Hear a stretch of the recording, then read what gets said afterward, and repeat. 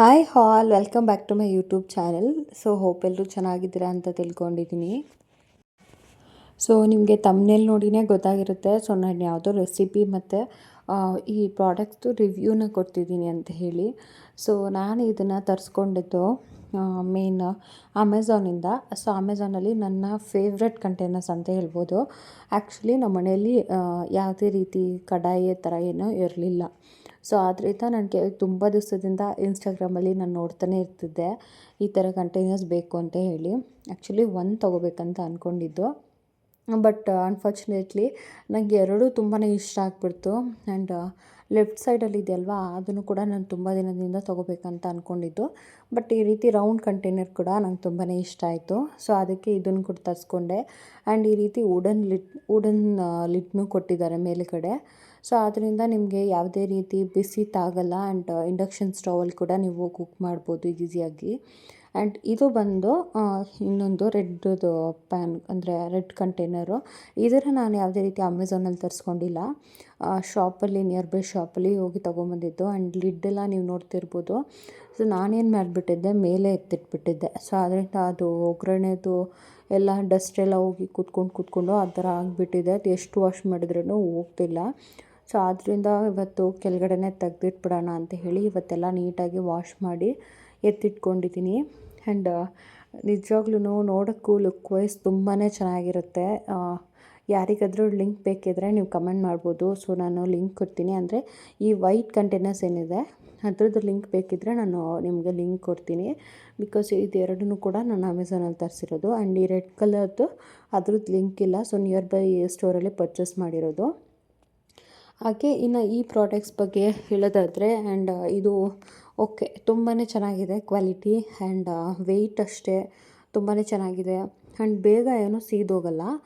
So ನೀವೇ ನೋಡ್ಬೋದು. And ನೀವು ಯೂಸ್ ಮಾಡುವಾಗ ಸ್ವಲ್ಪ ಸಿಮ್ಮಲ್ಲಿ ಉರಿ ಇಟ್ಟರೆ ಅಷ್ಟು ಏನಕ್ಕೆ ಸಿಮ್ ಕೆಟ್ಟೋಗಲ್ಲ, ಅಷ್ಟು ಅಂದರೆ ತಳ ಹಿಡಿಯಲ್ಲ. ಸೊ ಆ ರೀತಿ. ಆ್ಯಂಡ್ ಇದ್ರ ಜೊತೆಯಲ್ಲಿ ಒಂದು ಲಿಡ್ ಕೂಡ ಕೊಟ್ಟಿದ್ದಾರೆ. ಸೊ ಅದ್ರ ಜೊತೆಯಲ್ಲೂ ಕೂಡ ಕ್ಲೋಸ್ ಮಾಡ್ಬೋದು. ಹಾಗೆ ಈ ಫ್ರೈಯಿಂಗ್ ಪ್ಯಾನ್ ಏನಿದೆ ಅದಕ್ಕೆ ಕೂಡ ಯೂಸ್ ಮಾಡಿಕೊಂಡು ಕ್ಲೋಸ್ ಮಾಡ್ಬೋದು. ಹಾಗೆ ಇದು ಟೀ ಕಾಫಿ ಮಾಡುವಂಥ ಒಂದು ಕಂಟೈನರ್ನು ಕೂಡ ಕೊಟ್ಟಿದ್ದಾರೆ. ಸೊ ಇದಿಷ್ಟು 1800ಗೆ ನಾನು ಪರ್ಚೇಸ್ ಮಾಡಿದ್ದು. ಆ್ಯಂಡ್ ಅಮ್ಮ ಬಂದು ಸೌದೆ ಒಲೆಯಲ್ಲಿ ನೀರು ಕಾಯಿಸ್ಕೊತಿದ್ರಂತೆ. ಸೊ ಅದ್ರದ್ದು ವೀಡಿಯೋ ಮಾಡಿ ಕಳಿಸಿದ್ರು ಅಮ್ಮ ಊರಲ್ಲಿದ್ದಾರೆ. ಆ್ಯಂಡ್ ನಾನು ಯಾವ ರೀತಿ ಬೆಂಡೆಕಾಯಿ ಫ್ರೈನ ಅಂದರೆ ಬೆಂಡೆಕಾಯಿ ಗೊಜ್ಜು ಗ್ರೇವಿ ಟೈಪು ರೈಸ್ ಜೊತೆ, ಚಪಾತಿ ಜೊತೆ, ಇದು ರೊಟ್ಟಿ ಜೊತೆಲಿ ಎಲ್ಲದ್ರ ಜೊತೆ ಯಾವ ರೀತಿ ಕಾಂಬಿನೇಷನ್ ಆಗಿ ಮಾಡ್ಕೋಬೋದು ಅಂತ ಸಿಂಪಲಾಗಿ ತೋರಿಸ್ಕೊಡ್ತೀನಿ. ಆ್ಯಂಡ್ ಮ್ಯಾಕ್ಸಿಮಮ್ ಅಂದರೆ ಒಂದು 10 ಮಿನಿಟ್ಸ್ ಅಷ್ಟೇ ತೊಗೊಳ್ಳೋದು ಟೈಮು, ಜಾಸ್ತಿ ಟೈಮ್ ಕೂಡ ತೊಗೊಳ್ಳಲ್ಲ. ಸೊ ಮೊದಲಿಗೆ ಬೇಕಾಗಿರೋದು ಇಂಗ್ರೀಡಿಯೆಂಟ್ಸ್ ಎಲ್ಲನೂ ಹಾಗೆ ವೆಜಿಟೇಬಲ್ಸ್ ಎಲ್ಲನೂ ಕಟ್ ಮಾಡಿ ಇಟ್ಕೊತಿದ್ದೀನಿ. ಸೊ ಬೆಳ್ಳುಳ್ಳಿ ಒಂದೇ ಒಂದು ಬೆಳ್ಳುಳ್ಳಿ ಸಾಕಾಗುತ್ತೆ. ಹಾಗೆ ಒಂದು 3 ಟೊಮ್ಯಾಟೊ, ಅಂದರೆ ನಿಮ್ಮ ಜನ ಎಷ್ಟಿದ್ದಾರೆ ನೋಡಿಬಿಟ್ಟು ನೀವು ಹಾಕ್ಕೋಬೇಕಾಗುತ್ತೆ. ಆ್ಯಂಡ್ ಇವತ್ತಿನ ವೀಡಿಯೋನಲ್ಲಿ ನಾನು ಗೋಂಗೂರ ಚಟ್ನಿ ರೆಸಿಪಿನೂ ತೋರಿಸ್ತೀನಿ ನಿಮಗೆ. ಸೊ ಅದರದ್ದೇ ಚಟ್ನಿ ತೋರಿಸ್ತಿದ್ದು ನಿಮಗೆ. ಸೊ ಮೊದಲಿಗೆ ಈ ಬೆಂಡೆಕಾಯಿ ಏನಿದೆ ಅದನ್ನು ನೀಟಾಗಿ ಫ್ರೈ ಮಾಡ್ಕೋಬೇಕಾಗುತ್ತೆ. ನಾವು ಬೆಂಡೆಕಾಯಿನ ಎಷ್ಟು ನೀಟಾಗಿ ಉರಿತೀವೋ ಅಷ್ಟು ಚೆನ್ನಾಗಿರುತ್ತೆ. ಆ್ಯಂಡ್ ಜಾಸ್ತಿ ಉರಿ ಮಾಡಿ ಅದನ್ನು ಫ್ರೈ ಮಾಡ್ತಾ ಇರಬೇಡಿ, ಕೈ ಬಿಡ್ದಂಗೆ ಅದನ್ನು ನೀಟಾಗಿ ಫ್ರೈ ಮಾಡಿ. ಸೊ ನನ್ನ ಹಸ್ಬೆಂಡ್ ಬಂದರು ಆಫೀಸಿಂದ. ಇನ್ನು ಅವರು ತರಕಾರಿ ತೊಗೊಂಡು ಬನ್ನಿ ಅಂದರೆ ಒಂದು ಮಾರ್ಕೆಟ್ನೇ ತೊಗೊಂಡು ಬಂದುಬಿಟ್ಟಿದ್ದಾರೆ. ಸೊ ಇನ್ನು ನನಗೆ ವಾಟರ್ಮೆಲನ್ ಅಂದರೆ ತುಂಬ ಇಷ್ಟ. ಸೊ ನಾನು ನೋಡೇ ಇಲ್ಲ, ಅವ್ರು ವಾಟರ್ಮೆಲನ್ ತೊಗೊಂಬಂದು ಮೆತ್ತಗೆ ಫ್ರಿಜ್ಜಲ್ಲಿ ಇಟ್ಬಿಟ್ಟಿದ್ರು. ಸೊ ಆಮೇಲೆ ವೀಡಿಯೋನಲ್ಲಿ ನೋಡ್ಕೋತಿದ್ದೀನಿ. ಸೊ ವಾಟರ್ಮೆಲನ್ ತೊಗೊಂಡೋಗಿದ್ದಾರೆ ಅಂತ ಹೇಳಿ ನಾನು ವೀಡಿಯೋ ಮಾಡ್ತಿದ್ದಲ್ವ, ಸೊ ಅಷ್ಟಾಗಿ ಅಬ್ಸರ್ವ್ ಮಾಡಲಿಲ್ಲ. ಇನ್ನು ಬೆಂಡೆಕಾಯಿನ ನೀಟಾಗಿ ಫ್ರೈ ಮಾಡ್ಕೋಬೇಕಾಗುತ್ತೆ, ಕೈ ಬಿಡ್ದಂಗೆ ಸಿಮ್ಮಲ್ಲಿ ಉರಿ ಇಟ್ಟು ನೀಟಾಗಿ ಫ್ರೈ ಮಾಡ್ಕೋಬೇಕಾಗುತ್ತೆ. ಹಾಗೆ ಇನ್ನೊಂದು ಸೈಡು ಒಂದು ಪ್ಯಾನ್ಗೆ ಸ್ವಲ್ಪ ಆಯಿಲ್ ಹಾಕ್ಬಿಟ್ಟು ಇನ್ನು ಗ್ರೇವಿ ಮಾಡೋದಕ್ಕೆ ರೆಡಿ ಮಾಡ್ಕೊಳ್ತಿದ್ದೀನಿ.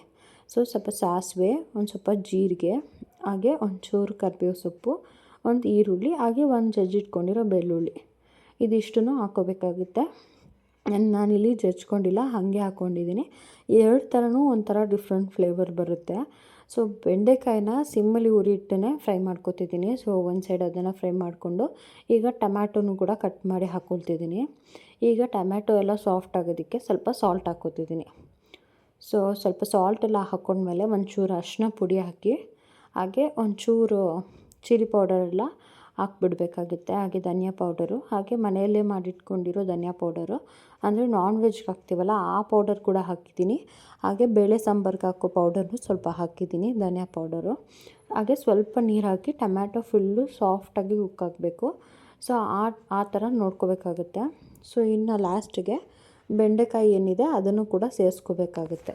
ಸೊ ಬೆಂಡೆಕಾಯಿ ಎಲ್ಲ ನೀವೇ ನೋಡ್ತಿರ್ಬೋದು, ನೀಟಾಗಿ ಫ್ರೈ ಹಾಕಿ ಲಾಸ್ಟಲ್ಲಿ ಬೆಂಡೆಕಾಯಿನ ಸೇರಿಸ್ಕೊತಿದ್ದೀನಿ. ಆ್ಯಂಡ್ ಬೇಕಿದ್ದರೆ ಆನಿಯನ್ ಹಾಕೋ ಟೈಮಲ್ಲಿ ಕೂಡ ಫ್ರೈ ಮಾಡಿ ಹಾಕ್ಬಿಟ್ಟು ಒಂದೇ ಸಲ ಬೆಂಡೆಕಾಯಿನೂ ಇನ್ನೊಂದು ಸಲ ಆಯಿಲಲ್ಲಿ ಹುರ್ಕೋಬೋದು.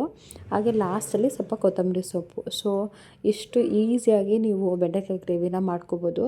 ಆ್ಯಂಡ್ ಇದೇ ಥರನೇ ಸಿಂಪಲ್ಲಾಗಿ ಹೀರೆಕಾಯಿ ಹಾಕಿ ಮಾಡ್ಬೋದು, ಹಾಗೆ ತೊಂಡೆಕಾಯಿ ಹಾಕಿ ಕೂಡ ಮಾಡ್ಬೋದು.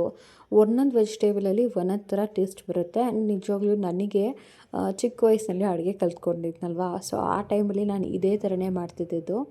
ಸೊ ಮೀನ್ ವೈಲ್ ನಾನು ಪಾತ್ರೆ ಎಲ್ಲ ಏನಿದೆ ಅದನ್ನು ಅಲ್ಲಲ್ಲೇ ಕ್ಲೀನ್ ಮಾಡ್ಕೊಂಬಿಡ್ತೀನಿ. ಸೊ ನನಗೆ ಫುಲ್ ಸಿಂಕ್ ತುಂಬ ಪಾತ್ರೆ ಹಾಕಿ ನಾನು ಕ್ಲೀನ್ ಮಾಡಲ್ಲ. ಸೊ ಅದರಿಂದ ಫಸ್ಟು ತರಕಾರಿ ಎಲ್ಲ ಹಚ್ಚಿಟ್ಟಿದ್ನಲ್ವ ಅದನ್ನೆಲ್ಲ ಕ್ಲೀನ್ ಮಾಡ್ಕೊಂಡಿದ್ದಾಯಿತು.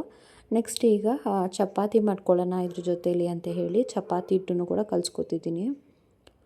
ಸೊ ಚಪಾತಿ ಹಿಟ್ಟನ್ನ ನಾನು ಫಸ್ಟಿಗೆ ಸ್ವಲ್ಪ ಸಾಫ್ಟಾಗಿ ಕಲಿಸ್ಕೊಂಬಿಡ್ತೀನಿ. ಯಾಕಂದರೆ ನಾನು ಇನ್ಸ್ಟೆಂಟಾಗಿ ಮಾಡೋದ್ರಿಂದ ನಾನು ಸ್ವಲ್ಪ ಜಾಸ್ತಿ ಹೊತ್ತು ವೆಯ್ಟ್ ಮಾಡೋಕ್ಕೆಲ್ಲ ಆಗೋಲ್ಲ. ಅಂದರೆ ಅದು ಹಿಟ್ಟೆಲ್ಲ ನಾದ್ಬಿಟ್ಟು ಸ್ವಲ್ಪ ಹೊತ್ತು ಹರಳ್ಕೊಳ್ಳೋಕೆ ಬಿಡಬೇಕು ಅಂತ ಹೇಳ್ತಾರಲ್ವ, ಸೊ ಅಷ್ಟೆಲ್ಲ ನಂಗೆ ಟೈಮ್ ಇರೋಲ್ಲ. ಯಾಕಂದರೆ ನಾವು ಆಫೀಸ್ಗೆ ಹೋಗ್ತಿರ್ತೀವಿ. ಸೊ ಅದೆಷ್ಟೆಲ್ಲ ಕಾಯೋಷ್ಟು ಪೇಷನ್ಸ್ ಇರೋಲ್ಲ ಅಂತ ಹೇಳಿ ಇವತ್ತು ನೈಟು ಸಾಫ್ಟಾಗಿ ಕಲಸಿಟ್ಬಿಟ್ರೆ ಒಂದು ಸ್ವಲ್ಪ ಹೊತ್ತು, ಅಂದರೆ ಒಂದು 5ರಿಂದ 10 ನಿಮಿಷ ಬಿಟ್ಟರೆ ಸಾಕು. ಆವಾಗ ನಾವು ಬೇಗ ಚಪಾತಿ ಮಾಡ್ಕೋಬೋದು, ತುಂಬಾ ಸಾಫ್ಟಾಗಿ ಬರುತ್ತೆ. ಸೊ ಇನ್ನು ತರಕಾರಿಗಳೆಲ್ಲ ಏನಿತ್ತು ಹಿಟ್ಟು ನೆನೆ ಒಳಗಡೆ ತರಕಾರಿಗಳನ್ನ ಕೂಡ ಜೋಡಿಸ್ಕೊತಿದ್ದೀನಿ. ಸೊ ಈ ರೀತಿ ಬುಟ್ಟಿ ಏನಿದೆ ಅದನ್ನು ಕೂಡ ನಾನು ಮೀಶೋದಿಂದ ತರಿಸಿದ್ದು. ಇದೇ ರೀತಿ ಫ್ರೂಟ್ಸ್ ಹಾಕಿಡ್ಬೋದು, ಹಾಗೆ ಆನಿಯನ್ ಹಾಕಿಡ್ಬೋದು. ಇನ್ನು ಆನಿಯನ್ನೇ ನಾನು ಜಾಸ್ತಿ ಹಾಕಿಡೋದು, ಯಾಕಂದರೆ ಇಲ್ಲಿ ಬಿಸಿಲಿಗೆ ಇಡಬೇಕಾಗುತ್ತಲ್ವ. ಸೊ ಅದರಿಂದ ಈರುಳ್ಳಿ ಏನು ಕೆಟ್ಟೋಗಲ್ಲ ಈ ರೀತಿ ಹಾಕಿಟ್ರೆ. ಸೊ ಅದರಿಂದ ಇದೊಂದು ಕಂಟೈನರ್ನು ಕೂಡ ತರಿಸ್ಕೊಂಡಿದ್ದೆ. ಆ್ಯಂಡ್ ಇದ್ರದ್ದು ಲಿಂಕ್ ಬೇಕಿದ್ದರೆ ನೀವು ಕಮೆಂಟ್ ಮಾಡ್ಬೋದು, ಇದ್ರದ್ದು ಕೂಡ ಲಿಂಕ್ ಕೊಡ್ತೀನಿ. ಆ್ಯಂಡ್ ಇನ್ನು ವೆಜಿಟೇಬಲ್ಸ್ ಎಲ್ಲ ಬೆಂಡೆಕಾಯಿ, ಸೌತೆಕಾಯಿ ಅಂತೂ ತುಂಬಾ ತೊಗೊಂಡು ಬಂದುಬಿಟ್ಟಿದ್ದಾರೆ. ಏನಕ್ಕೆ ಅಷ್ಟೊಂದು ತೊಗೊಂಡು ಬಂದಿರೋ ನಂಗೆ ಗೊತ್ತಿಲ್ಲ. ಆ್ಯಂಡ್ ಇವರಂತೂ ತುಂಬಾ ಸೌತೆಕಾಯಿ ಎಲ್ಲ ತಿಂತಿರ್ತಾರೆ. ಸೊ ಆದ್ದರಿಂದ ಬಟ್ ಅದೇನಾಗುತ್ತೆ ಅಂದರೆ ನಮ್ಮ ಫ್ರಿಜ್ಜಲ್ಲಿ ಇಟ್ಬಿಟ್ಟು ನಾನು ಹಾಗೆ ಮರ್ತೋಗ್ಬಿಡ್ತೀನಿ. ಸೊ ಫುಲ್ಲು ಫ್ರೀಸ್ ಆಗಿಬಿಟ್ಟಿರುತ್ತೆ ಸೌತೆಕಾಯಿ ಎಲ್ಲ, ನನಗೆ ತಿನ್ನೋಕ್ಕೆ ಇಷ್ಟ ಆಗೋಲ್ಲ, ಆ ರೀತಿ ಆಗಿಬಿಟ್ಟಿರುತ್ತೆ. ಸೊ ಸಿಕ್ಕಾಪಟ್ಟೆ ವೆಜಿಟೇಬಲ್ಸ್ ಎಲ್ಲ ತುಂಬಾ ವೇಸ್ಟ್ ಆಗಿಬಿಟ್ಟಿತ್ತು ಲಾಸ್ಟ್ ಟೈಮು. ಸೊ ಆದ್ದರಿಂದ ಈ ಸತಿ ಸ್ವಲ್ಪ ಮೈನಸಲ್ಲಿನೇ ಇಟ್ಟಿದ್ದೀನಿ ಫ್ರೀಸಿಂಗ್ನ. ಸೊ ಜಾಸ್ತಿ ಐಸ್ ಆಗಿಬಿಟ್ರೆ ತರಕಾರಿ ಎಲ್ಲ ಕೆಟ್ಟೋಗುತ್ತೆ ಅಂತ ಹೇಳಿ. ಇನ್ನು ತರಕಾರಿ ಎಲ್ಲನೂ ಜೋಡಿಸ್ಕೊಂಡು ಚಪಾತಿನೂ ಕೂಡ ಮಾಡಿಕೊಟ್ಟೆ. ಇನ್ನು ಬೆಂಡೆಕಾಯಿ ಗ್ರೇವಿ ಅಂತೂ ನಿಜವಾಗ್ಲೂ ಟೇಸ್ಟ್ ಅಂತೂ ಸೂಪರಾಗಿತ್ತು. ಆ್ಯಂಡ್ ನಿಮಗೆ ಗೊತ್ತು ನಾನು ಯಾವುದೇ ರೀತಿ ಈ ರೀತಿ ರಿವ್ಯೂ ಕೊಡುವಾಗ ಯಾವ ರೀತಿ ಇರುತ್ತೆ ಆ ರೀತಿಯೇ ನಾನು ಹೇಳ್ತೀನಿ. ಯಾಕಂದರೆ ಮತ್ತು ಅದನ್ನು ನೀವು ಟ್ರೈ ಮಾಡಿದಾಗ ನೀವು ಕೂಡ ಚೆನ್ನಾಗಿಲ್ಲ ಅಂತ ಹೇಳಬಾರ್ದು. ಸೊ ಆ ರೀತಿ. ಸೊ ನನಗಂತೂ ಬೆಂಡೆಕಾಯಿ ಗ್ರೇವಿ ತುಂಬಾ ಚೆನ್ನಾಗಿತ್ತು. ಹಾಗೆ ನೆಕ್ಸ್ಟ್ ಇಲ್ಲಿ ಗೋಂಗೂರ ಚಟ್ನಿ ಮಾಡ್ಕೊತಿದ್ದೀನಿ. ಇದು ತುಂಬಾ ಈಸಿ ಮಾಡೋದು. ಸೊ ನಾನು ಮೊನ್ನೆ ಜೆಪ್ಟೋನಲ್ಲಿ ಗೊತ್ತಿಲ್ಲದೆ ಈ ಸೊಪ್ಪನ್ನು ಆರ್ಡ್ರ್ ಮಾಡಿದ್ದೆ. ನಾನು ಸೊಪ್ಪು ಅಂತ ಹೇಳಿ ಆರ್ಡ್ರ್ ಮಾಡಿದ್ದೀನಿ, ಬಟ್ ಅದು ಗೋಂಗೂರ ಚಟ್ನಿ ಮಾಡೋ ಸೊಪ್ಪು ಅಂತ ಗೊತ್ತಾಯಿತು. ನಮ್ಮ ಮಮ್ಮಿನ ಕೇಳಿಬಿಟ್ಟು ತಿಳ್ಕೊಂಡೆ. ಸೊ ಅದಕ್ಕೆ ಮೊದಲಿಗೆ ಚಟ್ನಿ ಮಾಡಿ ಇಟ್ಕೊಬಿಡೋಣ ಅಂತೇಳಿ ಅದನ್ನು ಕೂಡ ಮಾಡ್ಕೊತಿದ್ದೀನಿ. ಸೊ ಮೊದಲಿಗೆ ಒಂದು ಸ್ವಲ್ಪ ಕಡಲೆಬೇಳೆ ಮತ್ತು ಕಡಲೆ ಬೀಜನ ಸಪ್ರೇಟಾಗಿ ಹುರಿದಿಟ್ಟಿಟ್ಕೊಂಡಿದ್ದೀನಿ. ನೆಕ್ಸ್ಟು ಒಂದು ಸ್ವಲ್ಪ ಸಣ್ಣ ಈರುಳ್ಳಿ, ಹಾಗೆ ಬೆಳ್ಳುಳ್ಳಿ ಸ್ವಲ್ಪ ಜಾಸ್ತಿ ಹಾಕ್ಕೊಂಡ್ರು ತುಂಬಾ ಚೆನ್ನಾಗಿರುತ್ತೆ. ಸೊ ಹಾಗೆ ಸ್ವಲ್ಪ ಜೀರಿಗೆ, ಒಂದು ಸ್ವಲ್ಪ ಕಾಳು ಮೆಣಸು, ಹಾಗೆ ಒಂಚೂರು ಹುಣಸೆಹಣ್ಣು, ಹಾಗೆ ಒಂದು ಟೊಮ್ಯಾಟೊ, ಸ್ವಲ್ಪ ಕೊತ್ತಂಬರಿ ಸೊಪ್ಪು, ಇದಿಷ್ಟು ನೀಟಾಗಿ ಫ್ರೈ ಮಾಡ್ಕೊಂಡಿದ್ದಾದಮೇಲೆ ಹಾಗೆ ಹಸಿಮೆಣ್ಸಿನ್ಕಾಯಿನೂ ಸೇರಿಸ್ಕೋಬೇಕಾಗುತ್ತೆ. ಹಾಗೆ ಈ ಸೊಪ್ಪನ್ನ ನೀಟಾಗಿ ಸ್ವಲ್ಪ ಫಸ್ಟಿಗೆ ತೊಳೆದ್ಬಿಟ್ಟು ಒಂಚೂರು ಒಣಗಿಸ್ಕೊಳ್ಳಿ, ಯಾಕಂದರೆ ಹಸಿ ಇರಬಾರ್ದಂತೆ. ಸೊ ಅದಕ್ಕೆ ಒಂಥರ ಆಗುತ್ತೆ ಫ್ರೈ ಮಾಡೋವಾಗ ಅಂತ ಹೇಳಿದರು ಅಮ್ಮ. ಸೊ ಅದಕ್ಕೆ ನಾನು ಫಸ್ಟಿಗೆ ನೀಟಾಗಿ ಒಣಗಿಸ್ಕೊಂಡಿದ್ದೆ ತೊಳೆದ್ಬಿಟ್ಟು. ಇನ್ನು ಅದನ್ನೆಲ್ಲ ನೀಟಾಗಿ ಫ್ರೈ ಮಾಡಿದ್ಮೇಲೆ ಆರಿದ್ಮೇಲೆ ಈ ಕಡಲೆ ಬೀಜ ಏನಿದೆ ಅದನ್ನು ಕೂಡ ಸೇರಿಸ್ಕೊಂಡು ಈ ರೀತಿ ಫೈನ್ ಪೇಸ್ಟಾಗಿ ಚಟ್ನಿನ ರುಬ್ಕೋಬೇಕಾಗುತ್ತೆ. ಅದ್ರ ಜೊತೇಲಿ ಲಾಸ್ಟಲ್ಲಿ ಒಂದು ಸ್ವಲ್ಪ ಆಯಿಲ್ ಹಾಕ್ಬಿಟ್ಟು ಒಂದು ಸಾಸಿವೆ, ಒಣಮೆಣ್ಸಿನ್ಕಾಯಿ, ಕರಿಬೇವು ಸೊಪ್ಪು ಹಾಕಿ ಒಗ್ಗರಣೆ ಮಾಡಿಕೊಂಡ್ರೆ ನಿಜವಾಗ್ಲೂ ಎರಡೂ ಕೂಡ ತುಂಬಾ ಚೆನ್ನಾಗಿತ್ತು. ನೀವು ಡೆಫಿನೆಟ್ಲಿ ಟ್ರೈ ಮಾಡಲೇಬೇಕು. ಆ್ಯಂಡ್ ಎನಿ ಟೈಮ್ ರೈಸ್ ಜೊತೆ, ಚಪಾತಿ ಜೊತೆ, ಎಲ್ಲ ಜೊತೆಲೂ ತಿನ್ಬೋದು. And for the first time ನಾನು ಗೋಂಗೂರ ಚಟ್ನಿ ಮಾಡಿದ್ದು. ನಿಜವಾಗ್ಲೂ ನನ್ನ ಹಸ್ಬೆಂಡ್ಗೆ ಬೆಂಡೆಕಾಯಿ ಗ್ರೇವಿಗಿಂತ ಈ ರೀತಿ ಚಟ್ನಿನೇ ತುಂಬ ಇಷ್ಟ ಆಗಿಬಿಡ್ತು. ಹಾಗೆ ಬೇಗನೆ ಕ್ವಿಕ್ಕಾಗಿ ಮಾಡ್ಕೋಬೋದು. ಸೊ ಇದಾಗಿತ್ತು ಇವತ್ತಿನ ಕಂಪ್ಲೀಟ್ ವ್ಲಾಗ್. ಈ ವ್ಲಾಗ್ ಸ್ವಲ್ಪನಾದರೂ ಇಷ್ಟ ಆದರೆ ಪ್ಲೀಸ್ ಒಂದು ಲೈಕ್ ಮಾಡಿ. ಇನ್ನೂ ಯಾರೆಲ್ಲ ನನ್ನ ಚಾನಲ್ನ ಸಬ್ಸ್ಕ್ರೈಬ್ ಮಾಡ್ಕೊಂಡಿಲ್ಲ ಪ್ಲೀಸ್ ನನ್ನ ಚಾನಲ್ನ ಸಬ್ಸ್ಕ್ರೈಬ್ ಮಾಡ್ಕೊಂಡು ನೋಡಿ. Thank you for watching.